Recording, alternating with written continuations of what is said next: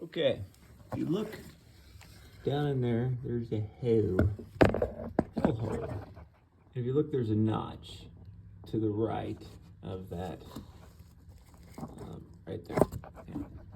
Okay, so for that cam, got a new cam, and when I pulled it out with the magnet, I basically stuck it in there and pulled it out.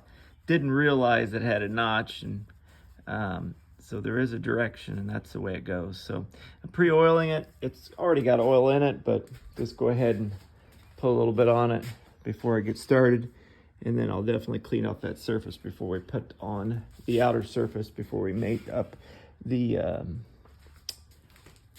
component that is getting ready to go on. All right, well, I got that in there, and to my surprise, it went in there kind of hard, but I think I was making it worse than what it should have been. So note to self, I think it's just really hard to get it in there, and try to use my left or right hand. It's just a confined space, but I think I was accidentally spinning around the notch to a different spot when I was getting my hand in there. And so basically you just got to get it in there and just kind of like try to turn it until you feel that little notch, and then wiggle it a little bit. I took some of the oil off because I didn't know if it was like just like a really tight squeeze, and then it just slid in. But it's just, I guess, patience. I was thinking this was going to be the easiest part of the job, and it was pissing me off. But yeah, got her done. Next, hopefully the cam is in a good position to where I do not have to rotate the engine. I don't know what size it is to rotate it on the balance. And anyways, hopefully it's in a good position where I can just make this puppy off. When I took it off, the part, it didn't feel like it was really pressed in, so I'm thinking it was in a lucky position. We'll see. I'm getting ready to call my son in to help me. All right, I wanted to make a quick note. So I've got this in. We'll talk about how I got it in. It's a bear, but the connector piece, I may have done it wrong, but this area is so tight, and this is the way I got it off, putting it on, but and I'll explain. So number one, you've got that J part, the part that's the electrical part, it's the bottom. To get that in, there's a plumbing pipe, I don't know, it must be a coolant line or something. You have to like hook it around it. So kind of like hook it around here, but it's the plumbing pipe down. Once you do that, that'll pull in. Until you do that, you can't do it. It's hell. So I would say mark your bolts with maybe a black line so you know if they're turning, because it's very hard. There was conversations about, I read where you could crank the engine and put the camshaft in a different position. I believe I was in pretty good position to just go with what I had, and I screwed them in the top left and the bottom right, and pulled it in. And then afterwards, then the toughest part, which you'll see here, I've got a line. You can see the screw. I think you can see it. It's so dark right now. I'm getting ready to go to a meeting. But anyway, down at the bottom left, there is another screw. So, and then I screwed that one in by hand, and then I have an Allen wrench, Star Allen wrench or whatever it's called, then put it in. So this I put on the gas line first, that side, because it's such a bear, and then I'm pretty sure that goes there, and I have another gas line here and two connections, plus I have these two I got to put back on and use my special 17. It is on just loose, so got to go to a meeting, but so far I think this is good. All right, the air return as far as the low voltage and fuel pump issue, so I decided to replace the battery. I want to go over the key spots. Hang on. All right. So you got a vent. I don't know if you can get my camera. You got a vent there. It goes all the way down into there to the box, and there's a hole. You got to disconnect the, I think it's verifies the voltage of the battery. So you disconnect that, basically just push that down, and then from the side I pulled it out. You got 10 millimeter here, 10 millimeter here. I put them both in rubber gloves when I took it out. You got a 10 here, and then a 10 here. And if you look down here, there's ridges that holds this into place here. And for the most part, I think we're good there. So this is the new battery. The old battery is already out. I think these, if I recall, were T40s.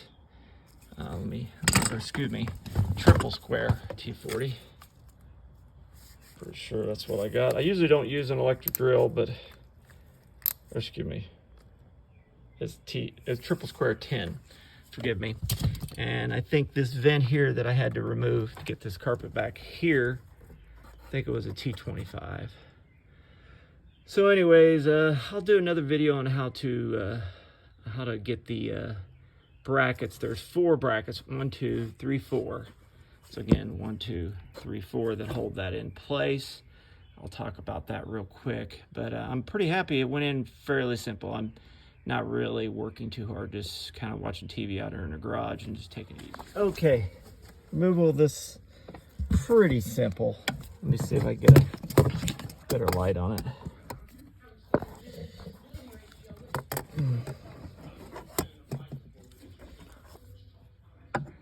If I recall, let's just get in there like that, and pops it out, and then put it back in. Got a loop there. Should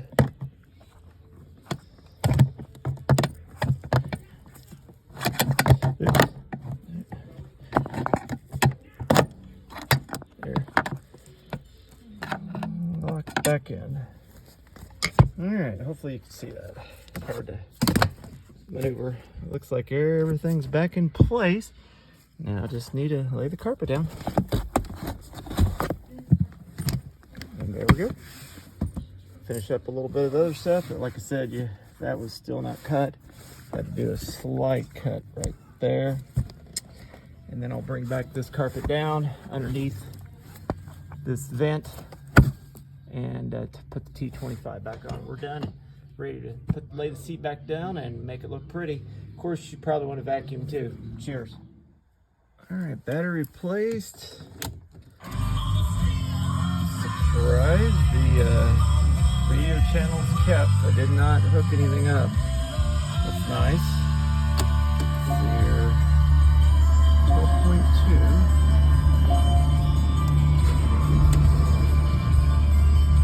Little hint, I've been practicing turning the car on and off, but that's why it was 12.2. But it is starting quick now. It wasn't starting like that before. Seems like the charge is a lot stronger.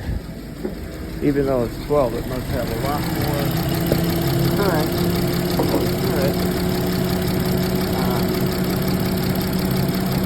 Showing where I hooked up the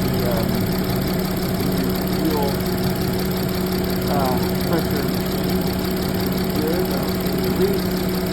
I can see some kind of what it's called, filter. I forget what you call that. Had it on the turbo. Looks a little different. I'm happy with it. I'm hoping the air will stay gone, the air with low voltage, and we'll see. The car's got a 136,000, starting good. The only thing is my wife was hit from the rear end just a few days ago, and they hit it off of the area where it's probably the strongest of the car. It's where it's built, you know, it's got that tow hook area.